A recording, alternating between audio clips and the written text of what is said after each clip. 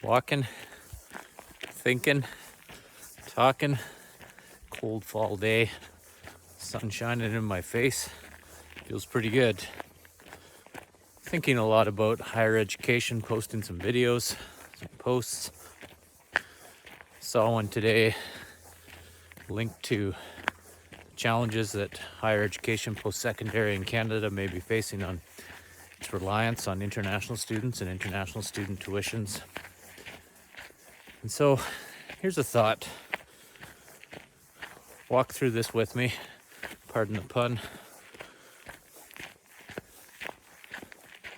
In the early 2000s or mid 2000s, there was legislation or rules or law around getting rid of mandatory retirement. And so folks could continue to work on beyond 65. And in post-secondary, it set up an interesting situation. It meant that a significant amount of folks, once they got to 65, could continue on, and a lot have. So from about 2010 on to the present day, probably 5 or 6-fold increase in faculty professors in Canada over the age of 65. It's up around 11% of the total now. The majority of those are male, over 70%, and the vast majority of those over 65 are white. And so one of the challenges it sets up is that means there's far more senior, long-time faculty and prof, which brings lots of experience, but the potential flip side of that is they also cost a lot. So if you've been in the sector for a long time and you work past 65, you're probably maxing out on your salary and otherwise, and good for you.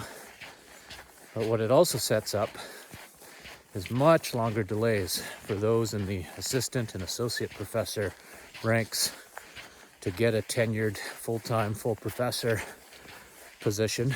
And those are the profs that probably have a higher proportion female, higher proportion marginalized. And so this wave of largely elderly white male profs going through the system are costing the system a lot.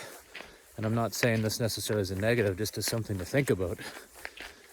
And so unless that gets shifted, there's going to be a cost wave that continues to move through higher education, as I'm going to gather that when we look at the next age bracket below 65, say going down into 50 and up, there's a big wave of professors coming through at that as well, who would also be higher.